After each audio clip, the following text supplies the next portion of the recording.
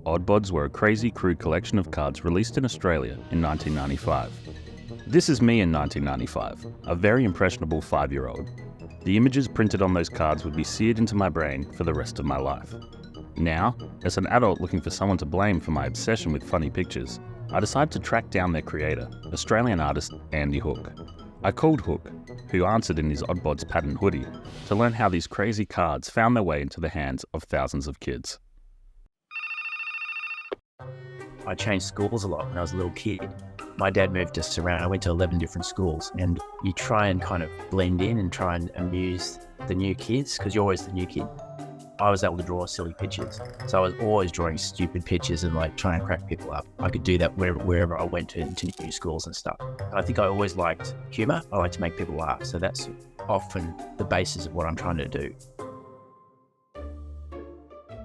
It was just like the perfect job. I just got it. And I'd never had anyone say to me, here's a bunch of money, draw whatever you like.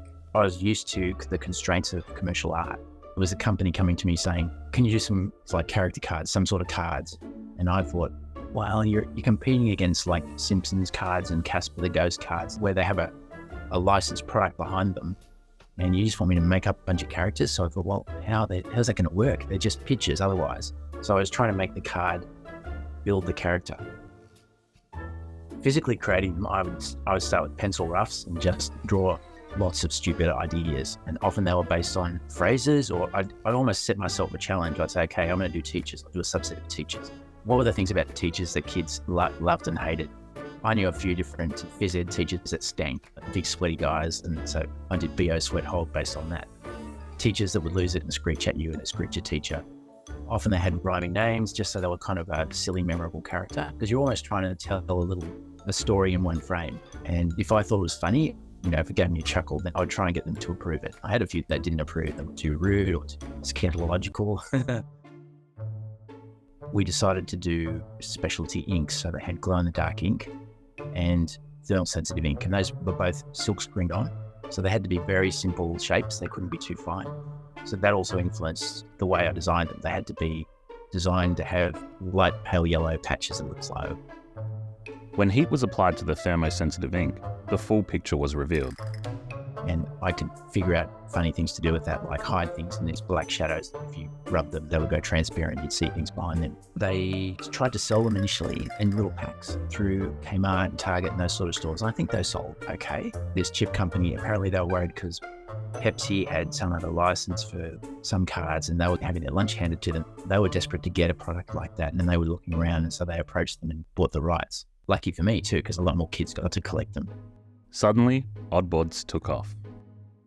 I started to hear just little anecdotes about like some schools have banned your cards. I go, what? But because I didn't know that many children of that age, like my son was 1, the sweet spot was maybe 6, 7, 8, 9, 10, the sort of age of kids that were really into them. I didn't know it was as popular as it was. And I didn't even know they were sold in New Zealand, which I found out like 20 years later. Oddbodz was so successful, Smiths commissioned a second series. I love sci-fi. I love silly sci-fi. And the guy said, can I do space? Some on planets, some on asteroids and aliens. Yeah, whatever, let's get them done. It was very good, and it helped me, save up and buy a house and things. So I guess it was very lucky that came along at that time in my life. Hook's influences are as varied as his cards. When I was a kid, I was reading Mad Magazine. It's a big deal for me. It was just this totally sarcastic, weird, kind of disturbing, gross humor, which definitely had an influence on me. There's a guy called Robert Crumb. Some of his content now is pretty questionable, but his art was just amazing. And I also loved a lot of comic artists. I loved the strength of their line, like Jack Kirby and Steve Ditko. I didn't even really read the comics. I just liked looking at the pictures.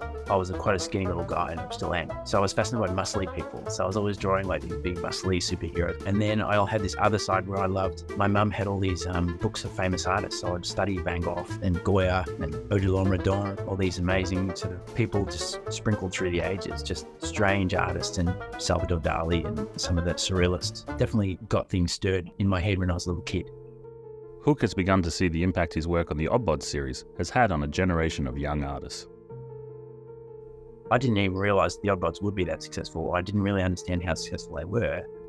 I didn't realize that things for little kids like that can have a huge influence on the trajectory that they take with their creative life.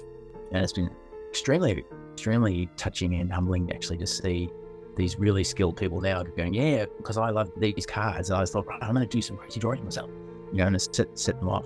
I didn't seek it out. I didn't hear from the kids at the time. And now those kids are like 30 something. If they still care, that's great. I didn't know I should put my name on the cards. I should actually promote myself. I'm a terrible self-promoter. Anyone watching this, take credit for your own work, be upstanding and admit that you're proud of your own work and put your name on it. I'm not so worried about being really rich and famous. It's more about the moment when you're doing it. If you can enjoy that and hold on to that and be honest about what you're getting out of it, that's rewarding in itself.